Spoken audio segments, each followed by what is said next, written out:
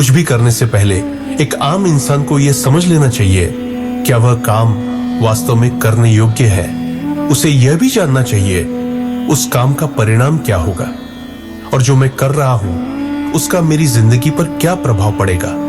क्या कहीं ऐसा तो नहीं कि मैं अपनी गलती से किसी और का जीवन बर्बाद कर बैठूं। लेकिन अगर आप ये जानते हैं कि आप जो कर रहे हैं वह पूर्ण रूप से सही है और यही आप करना भी चाहते हैं, तो उस कार्य को पूरा करना आपको सफलता के करीब ले ही जाएगा।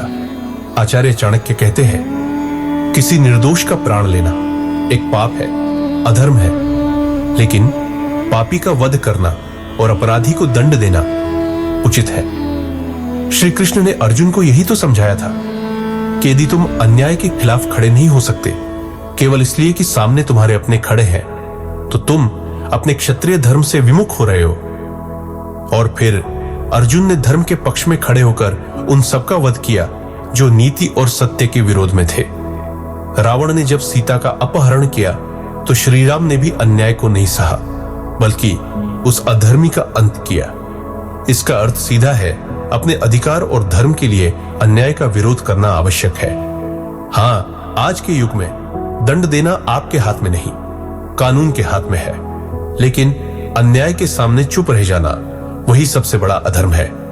आवाज उठाइए, धर्म के पक्ष में खड़े रहिए, क्योंकि चुप्पी भी कभी कभी पाप का साथ होती है।